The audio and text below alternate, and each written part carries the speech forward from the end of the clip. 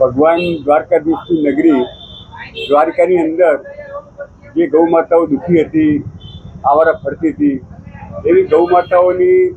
સેવા માટે કરીને અમે લોકો 2 વર્ષ પહેલાં એક ગૌ હોસ્પિટલની સ્થાપના કરેલ છે અને એ જ અનુસંધાનમાં હવે અમે લોકો એક વિશાળ ગૌશાળાનું નિર્માણ કરવા જઈ રહ્યા છીએ।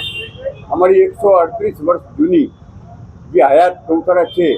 એનું અમે 2 કરોડના ખર્ચે નવનિર્માણ કરી રહ્યા છીએ અને દુનિયાની જેને કહેવાય કે સર્વશ્રેષ્ઠ ગૌશાળા કેવી હોવી જોઈએ એનું મોડેલ રૂપે એક અમે ગૌશાળાનું અત્યારે રિનોવેશન કરી રહ્યા છીએ, જેની અંદર આવારા ગૌ માતાઓને ઓપરેશન, પાટાપિંડી, સારવાર અને પછી એનો આજીવન નિભાવ થાય। એ ગૌ માતાઓને અમે અમારી એમ્બ્યુલન્સ 100 કિલોમીટર દૂરથી એમ્બ્યુલન્સમાં લાવે છે, પછી એના ઓપરેશન, સારવાર કરી અને પછી એનો નિભાવ કરીએ છીએ। સારી ગૌ માતાઓનું જે દૂધ થાય છે એ દ્વારકાની નગરીના ગૌ સેવકોને અમે પાઉચ પેકિંગ કરીને દૂધ આપીએ છીએ। ત્યારબાદ હર ચીજની અંદર અમારું ઓપરેશન થિયેટર છે, એવી એસી છે, આઈસીયુ છે, એવી એસી છે અને ડૉક્ટર 24 કલાક તો હાજર હોય છે। ગઈ રાતની વાત કરું તો રાત્રે 1:30 વાગે અમારા કાર્યકર ટ્રસ્ટી મિત્ર રામજીભાઈને ફોન આવ્યો તો 1:30 વાગે અમે બીમાર ગાયને લાવી અને એની સારવાર કરી છે। આવી એક સુંદર મજાની ગૌશાળાનું નિર્માણ અમે રિનોવેશન કરી રહ્યા છીએ કે જેની અંદર એક પણ ગાય દ્વારકાની નગરીની અંદર ભગવાન કૃષ્ણની પ્રિય એવી ગૌ માતા દુઃખી ન રહે, એની સારવાર થાય અને એને સારી રીતે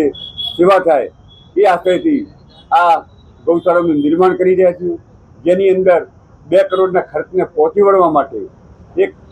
ભાગવત કથાનું અમે આયોજન કરેલ છે, જેમાં કંકેશ્વરી દેવીના શ્રીમુખે ભાગવત કથાનું રસપાન કરાવશે। આ કથા 5 જૂનથી 11 જૂન સુધી દ્વારકાની પઠાણ ચોક ગૌશાળાની અંદર એનું આયોજન કરવામાં આવેલ છે અને એ અનુસંધાને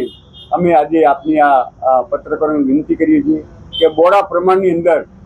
આ સમાચારનો ફેલાવો કરો, જેથી ભગવાન દ્વારકાધીશના પ્રિય ભક્તો આ કથાનો લાભ લઈ શકે અને ફૂલની તો ફૂલની પાંખડી જે ભગવાને જોડી હોય તે ગૌ માતાની સેવામાં અર્પણ કરી અને અમારા આ વિરાટ ખર્ચને પહોંચી વળવા માટે અમને આર્થિક યોગદાન આપી શકે, અનુદાન આપી શકે, બસ એ હેતુથી અમે આનું નિર્માણ કર્યું છે। જય ગૌ માતા, જય ગૌ।